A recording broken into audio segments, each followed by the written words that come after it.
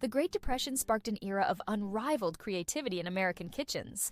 Across small towns and bustling cities, church gatherings became places where families banded together, exchanged tips, and stretched every ingredient to its fullest. These time-tested recipes, born from frugality and ingenuity, remind us of a period when ingredients were scarce, but camaraderie flourished. Passed down through well-worn cookbooks and cherished family stories, they carry echoes of an era defined by resilience and resourcefulness. Whether you're a curious home cook or someone looking to honor culinary traditions, these Depression-era church recipes shine a light on how food can unite communities, even in the hardest of times. Number 1. Peanut butter bread. This simple loaf emerged as a cherished favorite in many church communities during the Great Depression, when fresh milk and eggs could be tough to come by.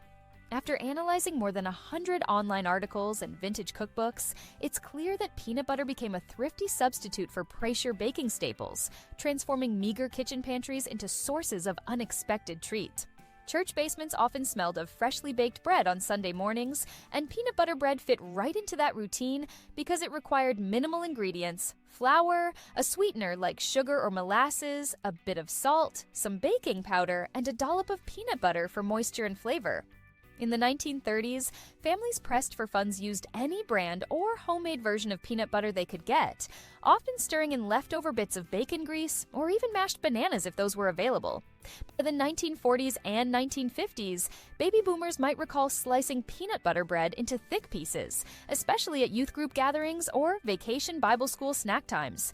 Moving into the 1960s and 1970s, many church bulletins featured variations, with some cooks introducing a hint of vanilla or a sprinkle of cinnamon.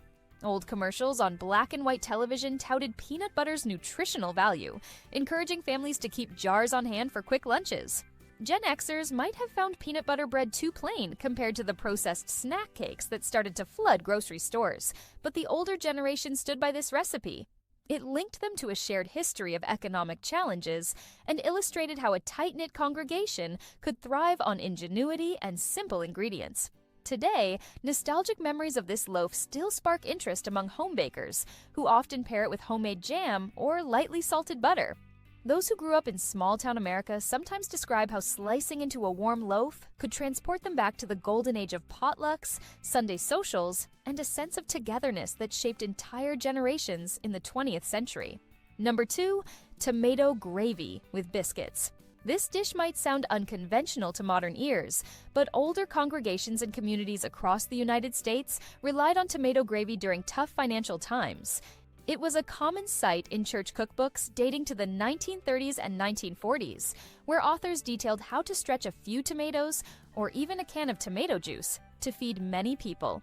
Researching online forums and old family recipe archives reveals that many baby boomers ate tomato gravy ladled over day-old biscuits or stale bread. Cooks would saute onions or bits of salt pork if they had them, stir in flour, add tomato sauce or diced tomatoes, and let it simmer until thick. This resourceful mixture allowed congregations to serve a hot meal after Sunday services, bringing people together in church halls with minimal expense. By the 1950s and 1960s, tomato gravy found its way into larger potluck gatherings, sometimes appearing next to fried chicken or meatloaf, giving folks a tangy side dish that worked like a thinner version of tomato sauce. Gen Xers might remember seeing their grandparents whip up a batch of tomato gravy using canned tomatoes, especially in the 1970s when convenience foods became more accessible. However, many older home cooks insisted on preserving the Depression-era spirit by making their own sauce from garden produce, reflecting an era when families turned to backyard plots for extra sustenance. The nostalgic appeal of tomato gravy still resonates today among those who recall rummaging through old photo albums, seeing black and white snapshots of church gatherings that included big metal pots of savory sauce. Even if it's not as popular in modern cooking, tomato gravy stands as a testament to how limited resources sparked creativity and kept congregations fed during some of America's leanest years in the 20th century. Number 3. Hoover Street. This hearty meal highlights the resilience of Americans living through the 1930s. Named, somewhat satirically, after President Herbert Hoover, Hoover stew emerged from church kitchens determined to feed entire families on a shoestring budget. Exploring numerous YouTube channels and scanning decades-old newspapers, we see that this dish typically combined elbow macaroni, stewed tomatoes, sliced hot dogs, and whatever extra vegetables folks had on hand, like corn, peas, or beans. Church potlucks frequently featured large bowls of Hoover stew because it was quick, cheap, and a surefire way to stretch limited proteins. Baby boomers might recall hearing parents or grandparents talk about how the dish got its name, often with a humorous undertone reflecting how the population coped with economic hardship. By the 1940s, some versions of Hoover stew incorporated leftover meat instead of hot dogs, depending on what was available after Sunday's main church meal. In the 1950s and 1960s, it remained popular for informal social events like youth group meetings, as it could be made in large quantities without straining the church's budget. Gen Xers, who grew up in the 1970s, sometimes saw updated versions with packaged macaroni and cheese, but older cooks often insisted on their tried-and-true approach. References to Hoover stew even show up in local history publications and websites dedicated to American nostalgia, reminding readers that this simple, steaming, one-pot meal represented more than just food. It symbolized unity and resourcefulness. People used to line up in basement cafeterias, balancing paper plates, sharing stories, and soaking up a sense of community support that was vital during the Depression. Today, Hoover stew might look a little old-fashioned, but for those who understand its place in American church cooking, it's a touching reminder of how families may do with creativity and mutual care. Number 4, potato pancakes with onions. Many church cookbooks from the 1930s list a variety of potato-based dishes, and potato pancakes stand out as especially significant. By surveying a broad range of vintage community cookbooks, we can see how church groups leaned on potatoes, often cultivated in backyard plots or small farms, to fill hungry stomachs. These pancakes, or latkes in some traditions, became a cross-cultural favorite during the Depression, giving folks a flexible recipe that turned a few spuds and onions into a crisp, savory delight. Families without access to eggs would use a bit of flour or cornstarch to bind shredded potatoes, adding salt and pepper, maybe garlic if it was on hand. Baby boomers who grew up in the 1940s and 1950s might recall watching older relatives stand at the stove flipping these pancakes in a cast-iron skillet, all while neighbors or church members chatted in the living room. As time passed into the 1960s and 1970s, Gen X kids started to see variations like adding shredded carrots or a dash of cheese, particularly when resources became more plentiful. Church potlucks often included a plate of these pancakes next to homemade applesauce or sour cream, bridging generations of cooks who saw them as a go-to for feeding groups without breaking the bank. Nostalgia websites and social media groups dedicated to old America frequently highlight potato pancakes, along with stories of how entire neighborhoods relied on each other for fresh produce. Some families bartered a batch of these pancakes for a few cups of milk or a new supply of onions, reinforcing that sense of community that remains an essential part of Great Depression lore. Even though modern cooking might focus on more elaborate presentations, the humble potato pancake stands as a relic of the golden age of frugality, bridging the gap between church gatherings then and the nostalgic memories cherished by baby boomers and Gen Xers today. Number 5. Vinegar pie. The Great Depression demanded a level of creativity that sometimes verged on astonishing. Vinegar pie, a unique dessert often served at church bake sales, proved that even when fresh fruit was out of reach, bakers could mimic tangy flavors with just a bit of vinegar. While scanning old diaries and analyzing archived church newsletters, we see that many recipes called for the simplest pastry crust possible, often just flour, lard or shortening, and water. The filling used sugar, a few tablespoons of vinegar, some flour or cornstarch for thickening, and perhaps a pinch of nutmeg or cinnamon to add warmth. Baby boomers recall hearing stories from parents or grandparents who marveled at how this pie somehow tasted like apples, even though it contained no fruit. By the 1940s and 1950s, vinegar pie remained a novelty at church gatherings, sometimes taking a back seat to more conventional sweets like fruit cobblers. However, older cooks who remembered the economic constraints of the 1930s clung to this recipe as a testament to their adaptability. In the 1960s and 1970s, vinegar pie occasionally reappeared in potluck lines, surprising younger folks who'd grown up with the convenience of store-bought desserts. Some Gen Xers learned to appreciate it as a piece of living history, especially when local newspapers published nostalgic columns featuring recipes your grandma used to make. Church members carrying a fresh vinegar pie to a community supper often fielded questions from curious diners, leading to conversations about how families in old America got by. This dessert thus served as more than just a sweet treat. It became a link to generational wisdom and a reminder that tough circumstances inspired some of the most ingenious cooking methods in American culinary history. Number 6. Oatmeal scrapple. Though scrapple is commonly associated with Pennsylvania Dutch cuisine, many churches across the country embraced variations of this dish during the Depression.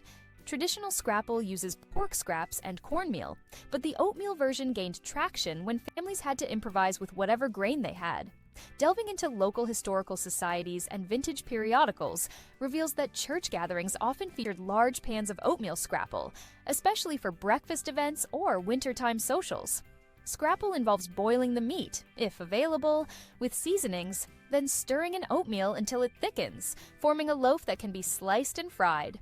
In lean times, some cooks skipped the meat entirely or substituted drippings from previous meals, focusing primarily on the oatmeal base. Baby boomers in the 1940s and 1950s might recall waking up to the smell of sizzling scrapple on a griddle, served with syrup or gravy before heading to church on Sunday. By the 1960s and 1970s, Gen Xers encountered a broader variety of breakfast foods, but scrapple held on to its loyal fan base among those who appreciated hearty, no-waste cooking.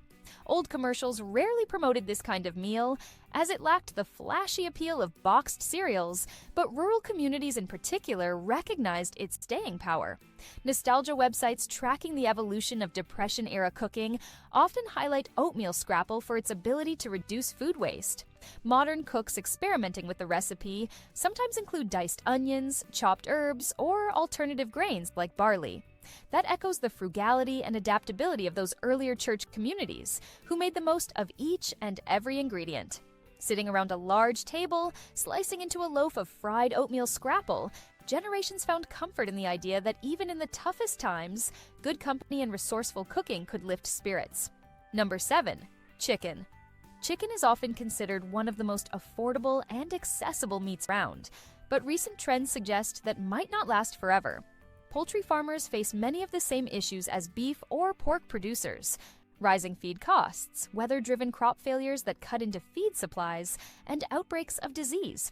Avian flu doesn't just impact laying hens, it can also affect broiler chickens raised for meat. When a major outbreak occurs, millions of birds might be euthanized to contain it, which immediately decreases supply and drives up prices. Articles about food shortages coming soon often mention chicken as a bellwether because so many households rely on it as a budget-friendly protein. It's also a staple item in fast food restaurants and processed foods, so any price increase or shortage can appear in multiple places, from your grocery store's fresh meat section to the frozen nugget aisle. Some consumers shift from beef to chicken when beef becomes too expensive, which can put additional demand on poultry.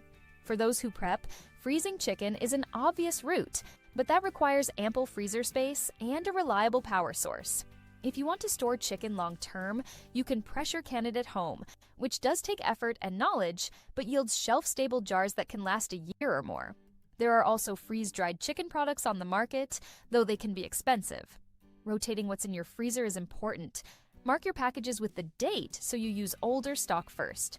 There's also the option of raising backyard chickens for meat, but that's a bigger undertaking, requiring sufficient space, time, and effort to process the birds. If that's not feasible, buying in bulk when chicken goes on sale, then properly packaging and freezing it is a decent strategy. Keep in mind that any spike in corn or soy prices will eventually affect the cost of chicken feed, so tracking grain markets can give you a clue about future chicken prices. The next time you see a significant discount, it might be worth stocking up a bit more than usual, especially if you have the capacity to store it safely. Don't forget that undercooked or improperly stored poultry carries health risks, so invest in a good thermometer and follow proper food safety guidelines. Being proactive about how and when you buy chicken is a simple way to shield yourself from sudden market swings. Those 7 foods highlight how quickly global factors can turn a cheap staple into a premium item. Articles on food shortages, stockpile food pantry advice, and prepping guides all point to the same principle. No single product is immune to the impact of extreme weather, rising input costs, and international trade hiccups. Paying attention to these shifts can help you stay ahead of the curve instead of scrambling when prices suddenly skyrocket or shelves look barren. For adult audiences dealing with real-world budgets and family responsibilities, having a strategy for these potential price hikes makes sense. It's not about panic, it's about staying informed and prepared. Whether you choose to store a few extra cans of tuna, learn to can your own chicken, freeze butter, or experiment with lentil recipes, each step puts you in a better position to handle unexpected challenges in the food supply. Some might call it old-fashioned, but having a well-thought-out pantry ensures you won't be left empty-handed if a crisis does hit. Keep an eye on reputable news sources, track commodity prices, and remember that small, proactive moves often yield big peace of mind in uncertain times.